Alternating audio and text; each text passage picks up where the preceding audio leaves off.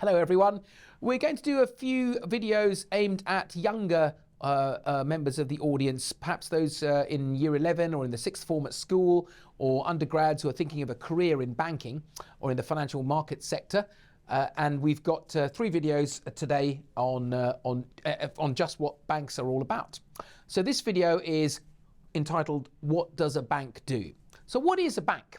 A bank is a legal entity, a corporate entity, a company that undertakes essentially 2 types of business. The first type is taking deposits from their customers to hold in trust on the customer's behalf. So if you have a bit of cash lying about, and I do mean this literally, modern banking is about more than 500 years old.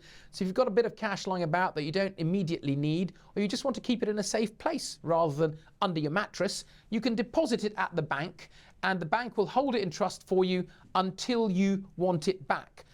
Most, but not all types of deposits attract interest, an interest rate on that deposit. So while you keep your money with the bank will pay you an interest rate on it, 1%, 2%, 5%, 10%, let's call it X%, during the time that you are holding the money with them. And then when you want to take the money out, you take the money out and you would have also earned your interest on that. Not all deposit types attract interest, but many do. So that's the act of accepting and holding deposits for a customer until the customer wants their money back. That's deposit taking for a bank. And it's a regulated licensed activity. One needs permission from a government agency, usually the central bank, or a public sector agency, usually the central bank, to be able to do this business. What's the other type of business that a bank undertakes? It lends money to its customers. These might be the same customers as its deposit customers, or they could be different customers, or both.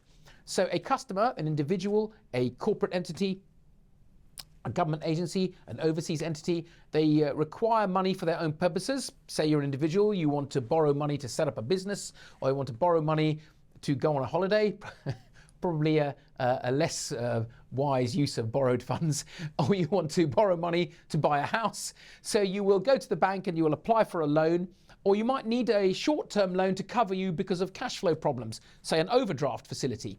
The bank will approve this loan and lend this money to you, and they will charge you interest for doing this. So if you are a borrowing customer, you pay the bank interest. If you're a deposit customer, they will pay you interest. And that's basically what a bank does. That's it. They lend money to their customers, which come in different shapes and sizes, their customers, and they take deposits and they hold it in trust for their customers. The banks also provide a product that is the absolute baseline or foundation of a modern economy. And when I say modern, I mean the last 500 years. They provide what I call a current account. So it's the UK term for it. In the USA, they call it a checking account. The technical term for it is a money transmission account, or MTA, or operational deposit. The current account. They provide the current account. That is an account where you deposit your funds with the bank, but you can also make payments out of it to a third party.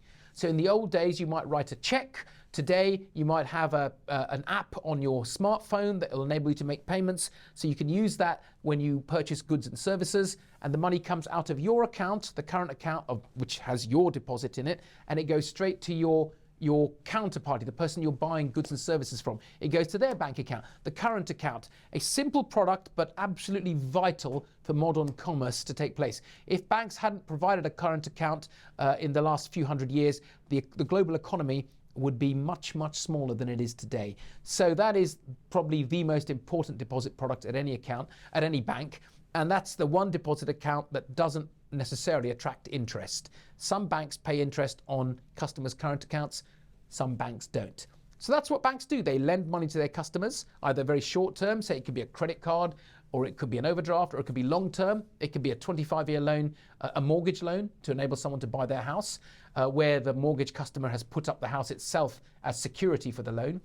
Or it could be something in between. A company might borrow money for 10 years as part of its investment program and repay that over a 10-year period. That's what banks do. They lend money to their customers and they take deposits from their customers, and they also provide an MTA, an operational deposit, which enables their customers to make payments from their bank account directly to the third party that they are buying goods and services from.